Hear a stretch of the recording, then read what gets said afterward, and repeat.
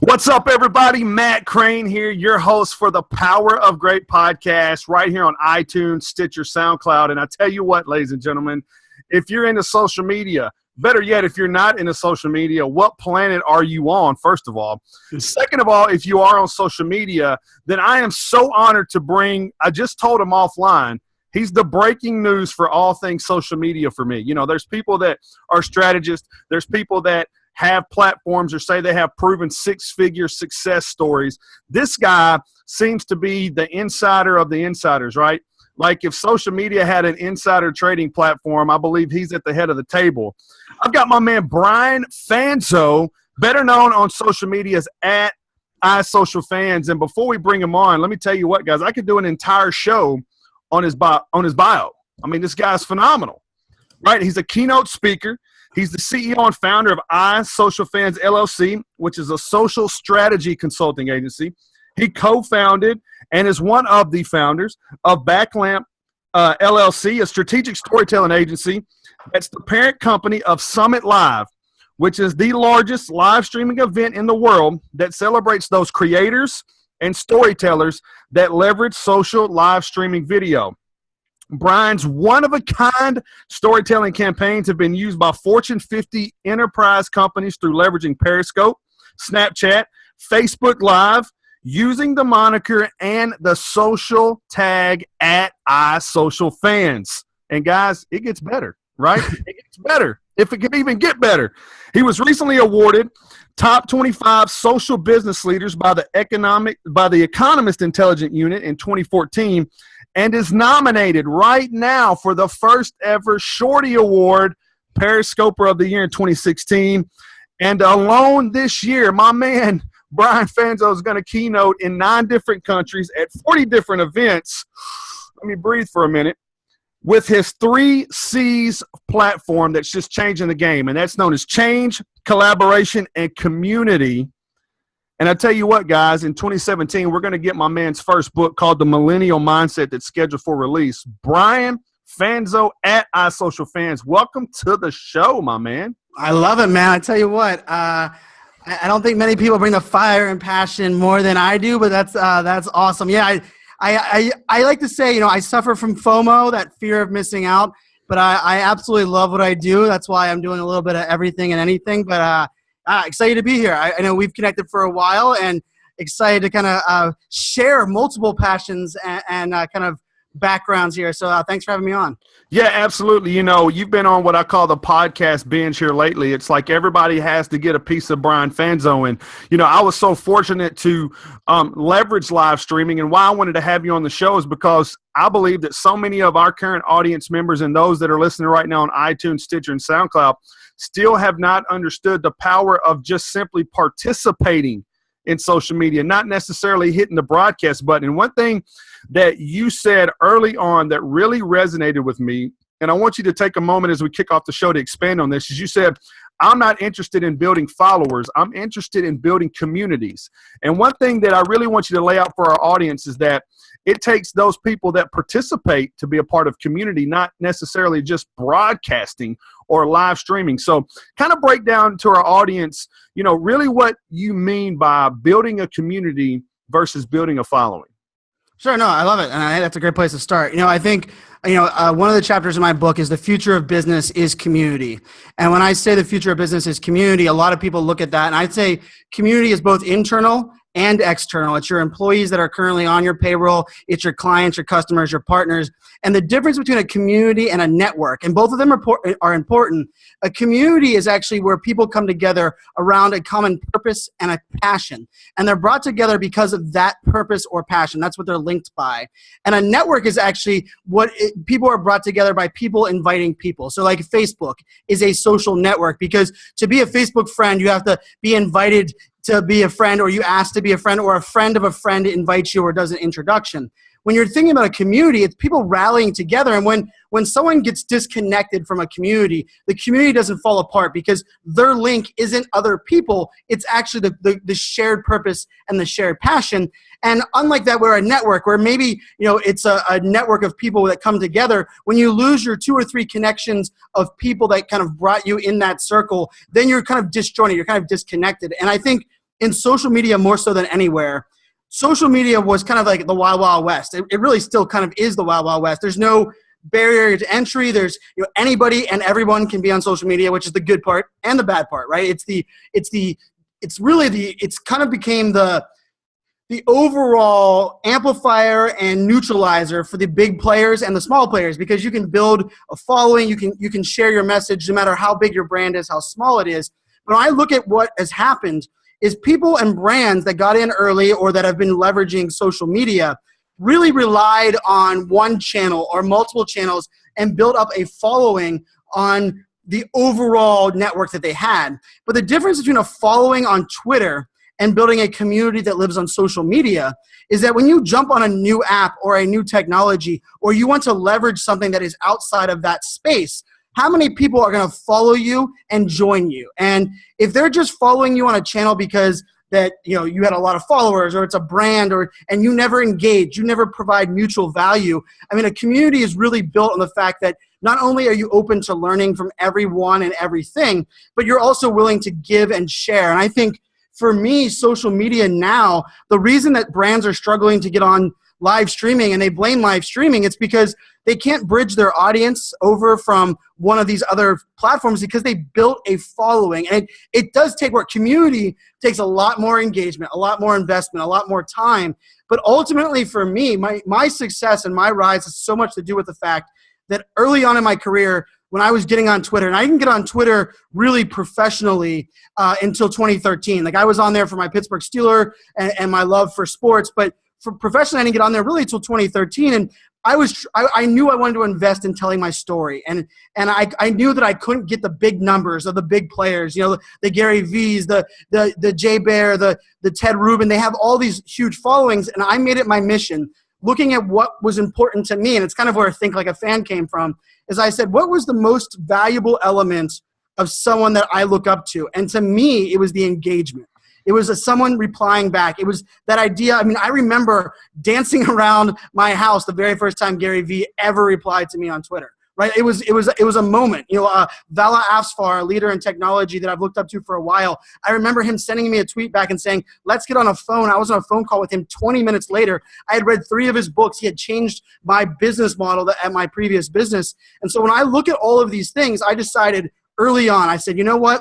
I might not have the numbers, but I'm going to find ways to show I care more than anyone else, and I will out-engage every single person. I will reply to every app mentioned, to every request, and I will go a little bit further, right? So rather than just hitting retweet, I would go either quote retweet at my own take. I would go onto their Twitter account, click their link, find their most recent blog, and share their blog. And doing simple things like that, adding 3 seconds instead of 1, I started to build a relationship with people that people knew that I was engaged. The conversation meant something to me. And so really bringing that together is I look at community now as if you want to grow your employee base, your employees want to know you care. They want to know that there's something in it for them. If you want to grow your partnerships with other companies, they want to have mutual benefits. And all of that is really about how do you build a community that is about collaboration and about that shared purpose and passion. And that's where I think the future of business is going. Yeah, I love what you said there, though, is that, underlying what you said, and for everyone that's listening, I really hope you extract this very thing, is that basically what Brian did is he built a business by building a business online. He looked at it as he was building a business. So where I see businesses really failing as well is that they don't understand that we no longer want to be serviced. We want to be engaged. And unfortunately for big businesses, social media gives me the same opportunity to reach the same amount of people at the same amount of time. It's just that I don't have the big machines behind me. But the other thing that I really liked what you said there, and I want you to expand on it, is you take time, you invest time to personally touch people. Talk about how just powerful that impression is on social media and how it's been able to advance you a lot faster than you possibly thought you could.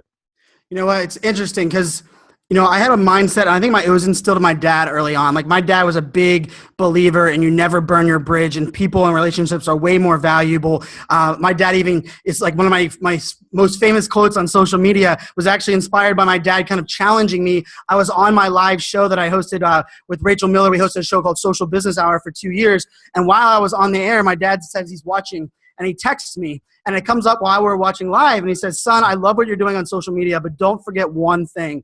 It will never replace a handshake." And I looked at it, and I read it on the air, and I said, you know what? My dad is 100% right.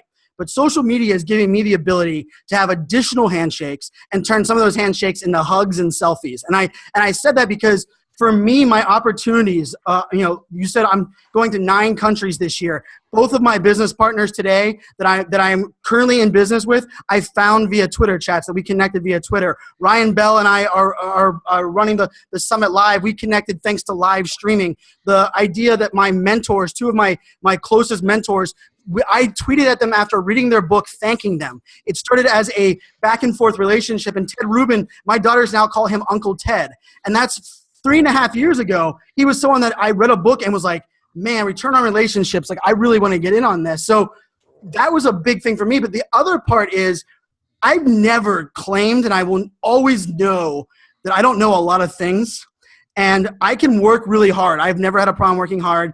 And sometimes it actually inhibits me in the sense of I feel like I can do anything. I know I can watch a YouTube video. I'm not very good on working on cars, but if I needed to change my power steering pump in my Jeep Wrangler, I almost guarantee I can watch a YouTube video, I can figure it out, and I can go make it happen. But there's also this element of I feel like every opportunity, every person, every conversation, every tweet is an opportunity for me to learn as much as it is for other people to learn from me. So when someone tells me, we were talking before, and like, the idea that I get to share my experience as an influencer, as a speaker on Snapchat, the fact that I get to connect and like take some of these big leaders and bring them to my audience, that to me is giving back because so many people have taught me along the way. I mean, I've never had a marketing job. Like, I came from a tech background. I worked in cyber security and cloud computing. And how did I learn the importance of email marketing or building a sales funnel or understanding all these pieces? It was learning from all these people that I was building relationships with.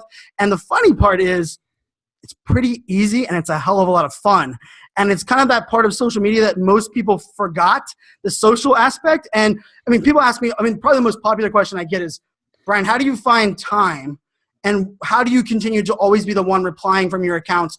And my simple answer is I love it. I absolutely love engaging with people and learning from other people. And as much as I scale, and I know scale is hard, scale is probably one of my number one worries right now. It's on my big board behind me. But as I scale, one of the things that I want to make sure that I never lose is that engagement being me, because let's face it, it's how I learn. It's how I stay in the know. It's how I stay connected. And I feel when we lose that, then we truly lose the whole essence of social media. I agree 100%. And one thing that I really want to expand on is you said Ted Rubin. Well, I was watching one of your live streams. So for everybody listening right now, once again on iTunes, Stitcher, SoundCloud, we got my man Brian Fanzo, better yet known on social media as @iSocialFans. And I will tell you, he's not just an influencer, ladies and gentlemen. He's one of the leading people in the world at what he does. And when I tell you that 80 million millennials are in the marketplace right now, 79 million and then 999 of however many else is left, we're listening to Brian Fanzo because he is bringing real-time information. And he understands this. Service is something that just says, I got enough. Engagement says that you know me as a person, and that's why you're winning. But speaking of Ted Rubin, I was watching one of your live streams, and this is going to lead me to my next question, but you said on the live stream, guys, spare me the shares and the follows and send me a video. Tweet me a video. Send me something that's personal. And I said, man, you're exactly right. And so the very minute that you got done with that Periscope, I sent you a video that said thank you. And on that, I sent Ted Rubin one because Ted Rubin's a guy that I look up to as well. I love his vibe. And from that particular video, Ted booked to come on the podcast. I've never met him. He'd never even heard of me, but all he said in his video was, dude, that was the approach, and I'm in. And so what I really want you to kind of go a little bit further is that it doesn't matter what your following count looks like anymore. Because influencers have to use social media to promote and scale their business. Everyone knows that, or you wouldn't see these influencers promoting themselves like they do, right? So when you would, let's say you were to give 1 or 2 basic tips on how to just initiate contact with those influencers that people want to get in front of, what would be some simple strategies that you could suggest for people to try to get, in the radar screens of some of their influencers? So I'll share it's my most valuable tip. It's actually probably my most valuable tip in all social media. I actually link it probably to almost all of my connections at the big level. Is I never reached out to an influencer. And what I mean by that is, and you're kind of like, wait a second, is what I did was I studied who influenced the influencer. Who does the influencer share on their social channels? Who does the influencer look up to? Who is the influencer, messaging back and understanding? Because let's face it, when someone has a big following, when someone's a CEO of a company, when someone's doing all of these things, they're getting millions of people to reach out to them and saying me, right?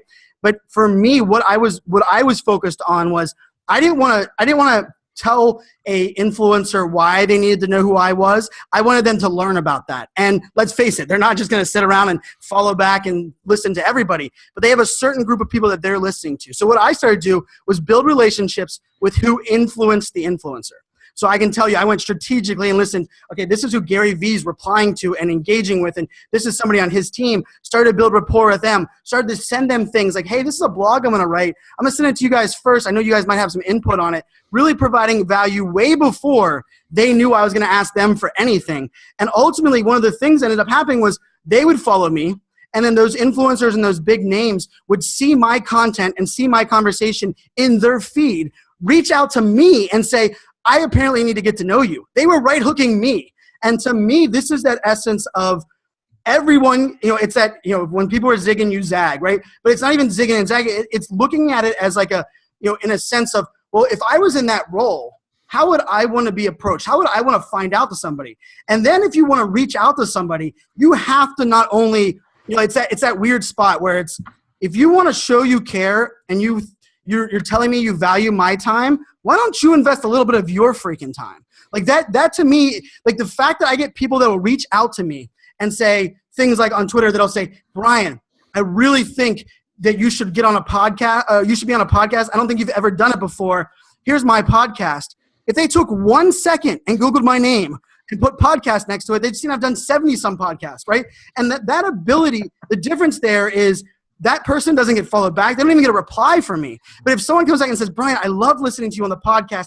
I love your idea of show you care, but I want to challenge you. Would you be interested in coming on my podcast? They get a reply, right? And what you did, the video, like the thing that drives me crazy is that idea that it's really noisy today. Like whoever really coined content is king is like ruined our world for the most part, because content isn't king. Great content is king.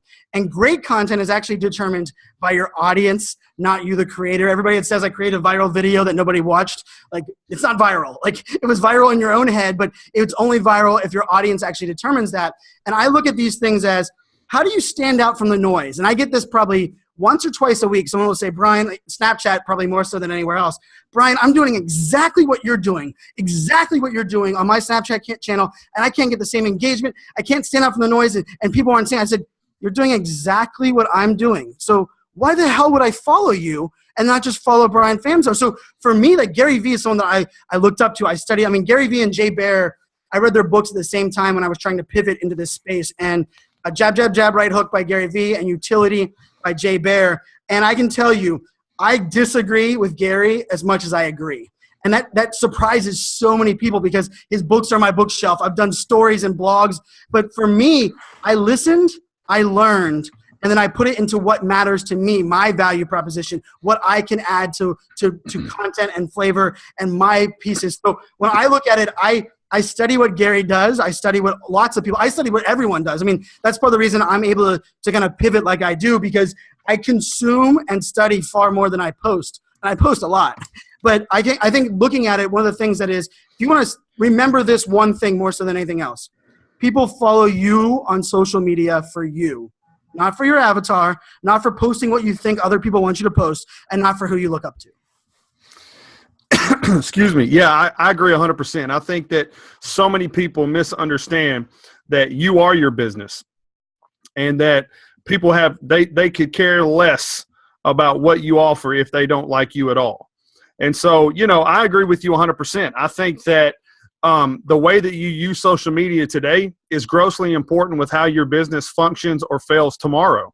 And if you don't believe me, ladies and gentlemen, then why would you see any brand that's considered Fortune 500, Fortune 50, Fortune 100 hiring social media marketing managers, hiring social media consultants? So what I really want everyone to really get from the show today, and why Brian is such a valuable part of what we're doing, is that Brian not only wants to promote social media, he's really an advocate for how it's helping people create better lives. One thing that I really see Brian do more than any other person in his space is that he's really showing you that, social media is giving you an opportunity to pull yourself out of a bad situation, or create an opportunity to have that digital handshake with that famous person that could possibly change the way you see yourself or change the way you impact life. But more importantly, what Brian does that I love so very much is that he encourages you to utilize the channels to create moments of good. One thing Brian does is, man, he shuts negativity down better than anyone. And what I love that he said in his previous statement is this, is that influencers, they are personally paying attention to those that are paying attention to them. And if you think that these big time influencers with 1 million followers, 100 million people, 300,000 followers aren't watching their own social media accounts, you're absolutely insane. And one thing that Brian said is that people will hit you up all the time and say, man, I love what you do, keep rocking it out. And then they never share your stuff.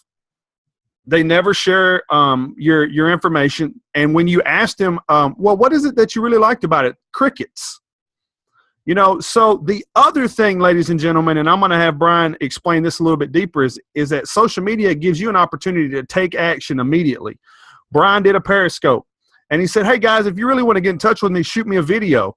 Before he ended that Periscope, he had a video waiting on from me, which let him know two things. One, I was watching his Periscope. Two, I took immediate action, and what happened, guys? I was able to get an answer, book him for the podcast, and more importantly, I also started to create an opportunity for him to see what I was really all about and what kind of value proposition I might have for him and his audience. So wouldn't you agree there that action is also something that's very important in social media? Without question. I mean, we're tired of talk. There's enough talk. I think actually the digital space, like if people hear me talking about this, sometimes they think that I'm like bashing brands the way they did before. No, the times have changed. Social media has changed. Like if you were building a Twitter following and you were going after high numbers and you wanted these billboard, I like to call them billboard numbers because you want to compete with the billboards that are on the side of the street. I don't blame you. That's the way that we were building these platforms. But we've become to a place where we don't really care. Nobody wakes up in the morning, and I challenge every person that listens. No, you don't want, if you wake up in the morning, do you think in your head, what did my favorite brand post on social media? No. I love Converse shoes. I love Monster Energy drink. I like Dunkin' Donuts. But I do not wake up excited about what they're posting on social media. Sometimes Converse, because Converse's Instagram is pretty damn amazing with what content they have. But something else that you said kind of in that piece was, we have enough negativity in this world. The news, I always call it the bad news that's on the TV. It's not the news, it's bad news. All they do is report bad things that are happening. But when I look at negativity, I look at the idea that says we can focus our energy on the negativity and might be able to change something there, because I think ignoring it is not always the answer. But I actually look at it as says, how can I amplify the good to drown out the bad, right? And I think we sometimes only take one approach or the other. And I really do try hard at understanding, oftentimes seeing both sides of it, understanding that I know that I'm not always correct, but people can come at it from different ways. And even as an influencer, I think there's kind of multiple types of influencers. There's a celebrity or amplifier. There's an expert that knows their craft and they're a practitioner. And then there's a thought leader that has a big audience and can connect the dots and has books. And I look at all of these things, and really, let's face it, the space that we're living in today, people not only need to take action, but you need to be able to listen, learn, engage. And the reason the most powerful phrase, without question, on live streaming is I don't know. If you have the ability to say I don't know, you have the ability to build trust and authenticity. But if you cannot say I don't know, then I don't trust a damn word that comes out of your mouth. I don't care if you prove me the 6 figures you're making, because I think it's a scam, because no one believes that you're perfect. Nobody believes that you know everything. So that's kind of that thing we were talking about, like even the idea like of shorts, right? Like, or of a dress code. Like we know people are working from home. And 4 years ago, I remember my business, I worked for the Department of Defense. Like I had to keep my chat client up all 8 hours of the day because that was me working. And then any time that I went live on a video, I had to wear something dressed up. I had to have a certain thing behind me because they wanted to be fabricated as if I wasn't working from home. Well, guess what? We realized that in a culture that we're okay with that. Like if the lawnmower is going on outside, you know what? That's life. And I think now social media is so much closer to mirroring life. And I think video is the greatest equalizer of that, because I think video as a whole allows us to jump or scale faster. And I like to say it allows you to look in your digital eyeballs, right? And Matt, I remember that early on with you and I, like you said, that video. The reason that video to TED not only stood out, you could have said that same thing in a tweet, in a Facebook comment, in an email. But you did it in where TED's preferred channel is, which is number 1 important. Number 2 important, you leverage something that majority of people aren't leveraging. Twitter video is still, to me, one of the most powerful elements of Twitter, and probably the most underutilized element of Twitter, maybe other than Twitter lists, and that's because Twitter lists are painful to manage. But I look at that as there's multiple elements there. And the reason that stands out, the reason TED said yes, is TED gets hundreds of requests. But you know what he wants you to do? Like, I mean, he talks about it all the time on LinkedIn. Like, personalize your message to him on LinkedIn. Because when you don't go into a bar and walk in and see people that are dressed up nice and throw your business cards down and walk away, why the hell would you do that on social? And I think we're getting into this new space. I think video is the equalizer. Like I'm bullish on video. And let's just face it, I wasn't a video person beforehand. Like, I wasn't a video. I didn't go to school for video. I actually went to school. I wanted to be a broadcaster on SportsCenter. I would really want to be a sports broadcaster. And then I pivoted to computer science. But something I loved more than anything, and it's my passion, it's what wakes me up every single morning, is I love, and it works great for your podcast, I love connecting great people with great people to do great things. And social media allows me to knock down every border. I grew up in Pittsburgh, Pennsylvania. I have family that have never left the state of Pennsylvania. Their ecosystem, their connection, their world, their learning environment is limited to that state. My limitation on my learning environment is my own time, my own investment in my social community. I have employees in Australia. I have employees in Dubai. I've been to Ireland and Barcelona this year to work with other companies, and that's all because of social media and leveraging that global power that we have. Yeah, and as we switch gears a little bit, just to highlight that is we live in a sharing economy now. Let's just be honest. And no more do we want things to be private. One thing that I've always said is that if I cannot approach social media the same way that I would approach a conversation in public, then I'm losing. I hate when people want to send me personal messages about go to my Facebook page or here's my Bitly link. Like, bro, send that to me openly. What you're telling me is that you're a scam artist and that this is not real, and that I'm going to see some video message that I see from 100 other people. So, you know what? The interesting thing on there, let me not cut you off real quick, but like my first 9 or 10 months on social media when I was trying to do it professionally sucked. It was so hard. I spent so much damn time because I was really trying hard to tweet, to post what I thought other people wanted to hear. And what happened was I got offline. I went to this. I was speaking at an event, and this was before I was speaking because of social. I was speaking because of my tech background. And it was AWS, Amazon's developer conference. And I was speaking, and I got off stage, and this guy said, "Holy crap, I would follow you on Twitter if you shared the knowledge you just shared on stage."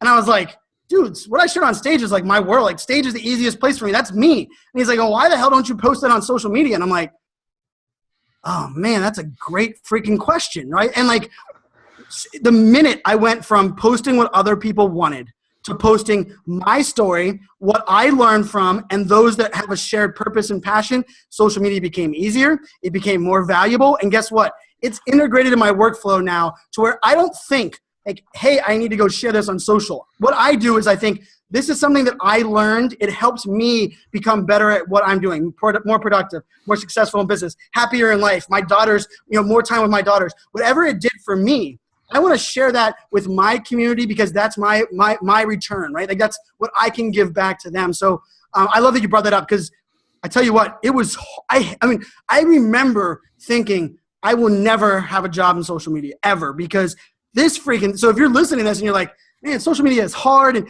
I spend all this time for one Facebook post, you're not putting yourself in the right mindset. Like that Think Like a Fan is my mantra. It's really what I do a lot of work on now. And Think Like a Fan is everybody has a fan.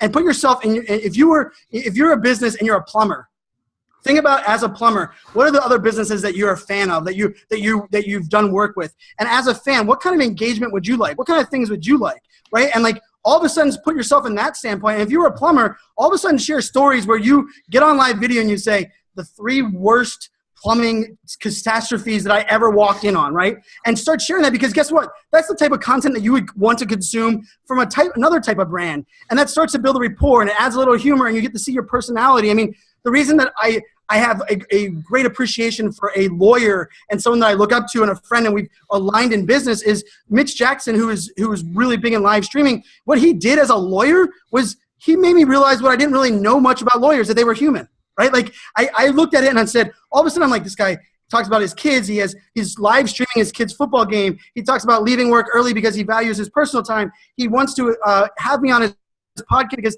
he cares about interviewing and amplifying the good things that are happening around him. And all of a sudden I was like, man, these lawyers, I think I've had a wrong impression. And if you think of it from that perspective, the whole Think Like a Fan aspect is anyone and everyone has fans. You have to just put yourself in the right mindset, post and engage, and you'll be successful. Yeah, I love that Think Like a Fan moniker as well. And, you know, it really kind of points to where I see social media really becoming the place where people have to stay in their lane. You know, I did a podcast, and I just launched a 60-second Power Surge video series talking about authenticity and staying in your lane. And look, I'll make more money being able to show people where they can go find the expert they need sometimes than I actually do doing the program. And then all of a sudden, those people who came to me because of that now tell 5 other people, look, I don't know where you can go, but man, Matt hooked me up with so-and-so, and look what it did for me. And then the next thing you know, so what you just said, man, golly, that was such a home run, is that I see too many people trying to be the expert and trying to be everything for everybody. And let me help you out with something, ladies and gentlemen. If you continue down that road, you're going to be the lone wolf in the broke line. Yeah, right? And you know what? No one cares what you do. Yes. Let's be real. No one gives a crap about what you do. What they care about is why you do it, how it's impacted you, and then how it impacts them, and why they should give a crap, right? I mean, we have, and I had this argument with Vincenzo Landino. I was on his podcast, the Brand Boost podcast, last night. Love him, man. Yeah, Vincenzo's awesome, and we were fired up, kind of like this. It was very similar to this. We were both really fired up, you know, last night as well. And one of the things that I really look at is we're not dealing with the people that want to escape reality. We're dealing with people, and as a culture now, that we have the option and the ability to consume everywhere and anywhere. My grandfather always told me I had 3 channels, grandson. I had to get out of my chair to go change the 3 channels on my TV, and that's how I consumed all of my content. Well, now we have 30 million channels in social media, live streaming. We have Apple TV and Netflix and all of these things. And so now when you capture someone's attention, you actually have to provide value and understanding. And that value and understanding isn't about what you're doing. It's about how. And I love that you talk about like the connections, because, I mean, ultimately that's one of those things that it stands the test of time. Every great business has been built in that sense. I mean, even the great partnerships and businesses are done there. And, you know, and I said that I believe the future of business is community. I believe the future of innovation is collaboration. And that collaboration is that connecting great people concept. And I love thinking about that as where we're going, because I have 3 young daughters under 7. And I think they're growing up in a world that if you truly understand who you are and what you're about and why it matters, you'll never be alone. If you like underwater basket weaving and you have blue hair and you love doing it in your bright colored socks, I can promise you can find people that are similar, that like that love that personality about you. And it's no longer about where you grew up or your role in society or your amount of followers or the amount of income you made. It's truly about the amount of value you can provide, and that starts with the how and the why. Oh yeah, absolutely. I mean, it's the new way of stimulation. You know, so it'll be the way that I think education will start stimulating students. And man, we could go on for days with that. I've got two small boys, and what I love is that I'm able to expose them to things now that I can truly control. Where before I had no prayer, man, and now I can introduce them digitally to people that I know are going to bring value. I can show them videos. I can control so much of the content that they're seeing, and that's powerful. So, guys, once again, I'm going to tell you right now, I could go on all day, and I'm going to go ahead and say it. I'm going to have my man Brian Fanzo back on the show in a future date to really highlight us on what's going on. Like I said, man, he's my breaking news correspondent on everything social media. But while we've got the man in the seat, I want to kind of real quick as we wrap up the show once again, Power of Great Podcasts with your boy, Matt Crane. We got Brian Fanzo at iSocialFans in the seat, and he's really laying down some awesome social media strategy tips and really just how to leverage the platform authentically, organically, to really build the following that you need, not just that you want. And so I really want to break down really quick all these platforms. If you had to choose 3 right now that you could say, all right, audience, you're not doing much right now on social media, you're still challenging yourself. If you had to pick 3 platforms that could really help and could provide some real-time tutorials on how to leverage the platform, which ones would they be and why? Well, I love that. That's a great question. I think part of the problem in social media is that we most of the time look at the platform first. And I like to look at it as, we're in a business to make money. We're not not everyone is a charity business. And so part of this comes down to this idea that you have to start with your business goals, define what success looks like, and then start backing into what the platforms are and understanding where your audience is. But if I had to look at it as a general piece, I look at it kind of 3-pronged, right? So Facebook is where everybody's at. You can't knock it. I mean, they own Instagram, so I kind of connect those two. But Facebook is where your audience is. You're going to build a audience there that is going to know you and like you and build trust, right? Because it's kind of like one of those. It's a network of people that you kind of bring into your circle. I look at Twitter as the and I call Twitter and transparency. Twitter has changed my world. Twitter is my favorite platform as a whole. It's without question been the most successful for me. And Twitter allows you to connect with people that don't know you, that don't like you, that never heard of you. But they found you via a search term or a retweet of someone else or a common phrase. And that allows you to grow and expand your audience, your connection, your learning. So I look at Twitter as that second one there.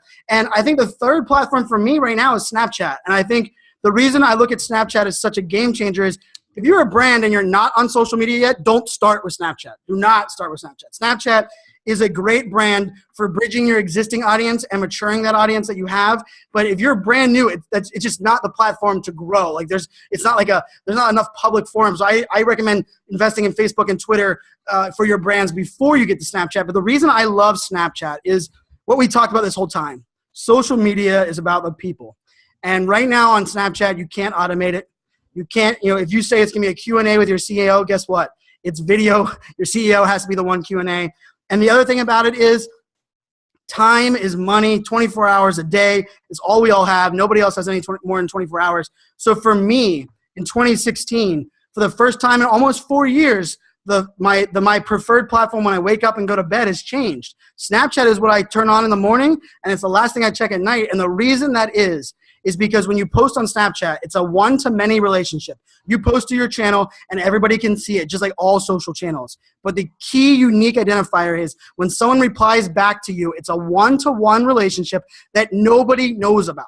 And why is that powerful? Because then the people that are actually messaging you aren't doing it to be seen or be heard or just be, like brag that, hey, I commented on Brian's Facebook post and all I did was say thank you or thumbs up or no, they're actually posting and engaging because they have something to say, something to add, maybe something to ask for. And so when I'm going through my prioritization in my businesses and my brand, I look at it and say, do I want to look at the tweets that are replying where sometimes people just want to be seen or they're asking for a retweet? Or do I want these truly personalized, authentic conversations that people are having with me on Snapchat? And I can tell you, I've booked more speaking gigs via Snapchat in 2016 than any other platform. And that's because someone found me on Periscope or Facebook Live or started following me on Twitter. They connected me to Snapchat, and all of a sudden they got that authentic conversation, and they were like, I'm going to reach out, I'm going to test him, right? I get that one's like, I want to see if you'll actually reply. And I'll send a video back like, yep, sure is me actually replying. Got something to say or wasted my time? And they'll reply back and say, actually, there's the walks of life. You know, it's people that you can own a lawnmower company and blowing up your business in the lawn mowing space. You could own an online events company and doing great things in online events. You could own a small business in Europe that does embroidery, like my friends over there, the Funky Fairy. But the idea is, how do you stand out from that noise, and how do you have those authentic conversations? And Snapchat, I tell you what, it's kind of crazy right now for me, because it's hard to grow there. But to put this in perspective, I have 75,000 followers on Twitter. On all the Twitter accounts that I manage as a whole, I have a little over 250,000 followers. I was celebrating the very first time that I did a Snap story and I got 20 direct replies. So let's put that in perspective, right? Those 20 replies, because they were personalized, they were authentic, they were engaged, and they were adding value, meant more to me than what that following over there was. I remember I was like pumped. I mean, I was running, and it's like, you have to remember that it is about that conversation. It is about being social. And so, yeah, those are the three: Facebook, Twitter, and definitely Snapchat. And on all three, invest in video. 81% of internet traffic in 2020 will be video. That's a stat by the Cisco index that they put out about a month ago. 81%. This is no joke. Video, it's not going to be when my daughters are teenagers. It's going to be 2020, a couple of years away from now. Yeah, so if you run a business right now and you're looking to hire employees, 80 million millennials will own 75% of the job market in 2025. So it's no secret that in 2020, 81% of all the way that communication is done is through video, because brands are realizing now that you either get with it or you get lost. Snapchat for me, Brian, really quick before we wrap up the show, it's like my fan mail. Man, when I have influencers that send me stuff and I can screenshot it or download it or replay it, it really lets me know that on some level that they valued me just as much as I valued them in that particular moment. And that's what's really cool about it. So, guys, before we wrap it up, I want to say thank you to everyone out there listening on iTunes, SoundCloud, Stitcher. I want to say thank you to my man, Brian Fanzo at iSocialFans, for being here live. This is going to go all over the world, 6 different continents, or watch these videos on YouTube. And it's an amazing, amazing opportunity to impact so many different lives. But what's next for Brian Fanzo, my man, and where can people find more about the man, the breaking news correspondent on social media at iSocialFans? Well, you said something that really made me smile. And I have a mindset that I work with my employees now for about 9 years when I started having employees myself, is I call it screenshot awesomeness. And screenshot awesomeness happens on your phone, it happens in your life, it happens taking pictures. And what that means is life is hard, shit happens, life happens, change happens, right? But when you look at it, you need to have, I have a bucket of awesomeness. I have a folder on my desktop right now on my computer screen right here. I have a folder on my desktop, and it says bucket of awesomeness, because you know what? When you're having a hard time, especially as an entrepreneur, I mean, you wake up every other day wanting to throw up. You're stressed about all the things that you have to control. There's all of these things that are going on, and ultimately, one of the things that you really have to understand is you have to celebrate your wins. You have to remind yourself of the good things you're doing. So I call it screenshot awesomeness. It helps you kind of keep that in mind. And if you're in social media, if you screenshot every time someone replies back and says, thank you, this really helped me, or I bought this pair of shoes because you helped me do that. When that manager comes to you and says, what's the ROI of all this time and money that I'm spending on social media? Guess what? You go to your bucket of awesomeness, you pull out all that stuff, and they say, oh, over the last 3 months, here's about 40 people that have replied back, and they're going to go, wait, 5 of those have turned into our biggest clients that we have. Oh, their first conversation they had with us as a brand was on social media. So I love screenshot awesomeness. I believe in celebrating your wins. If not, why the hell are we doing this whole thing? But where you can find me, consistency. I'm iSocialFans everywhere. So if you're building your brand now, I recommend first name, last name. But before I kind of realized the power of having your first name, last name, I was too invested in the iSocialFans brand. But I'm iSocialFans on Snapchat, on Periscope, iSocialFans.com. I'm with Summit Live, summit.live is the web address. We have our third event that we've done in February of 2017, February 22nd in Los Angeles. It'll be about 1,300 creators, brands, all talking about leveraging really the power of digital storytelling. So it's a little bit about social video, which is the Snapchats and the YouTubes, a little bit of live video, the Periscope and the Facebook Live. But really, ultimately, it's about coming together and learning from each other on telling stories. And then last but not least, I have a podcast that's called Smack Talk, which stands for Social, Mobile, Analytics, and Cloud. Very geeky, very fun. We try to educate people on really where technology and where social media and where these things fit into your business, how you can get those executed. And I have a new show coming out very soon that it will be I'll be blasting everywhere, and it's all about Think Like a Fan. And I really do love the opportunities to engage, build awareness. And Matt, I tell you what, early on in my career, I was always told, people would tell me, Brian, man, and actually someone wrote this in my yearly review. They said, Brian, you're so passionate, you could read the phone book, and I would get excited. And I took offense to that at the time, because I was like, you're just calling me like an idiot? Like, I just get passionate about everything. But my connections, my speaking, the clients I have, they know I care, because they know that this can't be manufactured. And that's why success is happening to those that are passionate. It's not because passion is something that you can just do and people want. It's because it can't be fabricated. It's something that comes out of us, the reason that we want to make this happen. So I love that, I love the name of the podcast. I love the theme of the podcast. I remember when you first initially reached out to me, I said, hell yes, immediately, because I believe we do have to focus more on understanding what makes us great, what makes what we're doing great. And ultimately, we are greater than me. Every single one of us, if we focus on being better me's, every person be a better me, because we all talk about changing the world. Changing the world is hard and impossible, because we can't do that in one fell swoop. But if each person changed a little bit of themselves, together we would change the world without even question. And I think that's what it's all about. So thanks for having me on. I love it. Feel free to reach out to me anytime, and I will be back. I'll take you up on that, and I'll come back, and we'll go a different route with maybe some of the FOMO and the tools and things. But this is a lot of fun.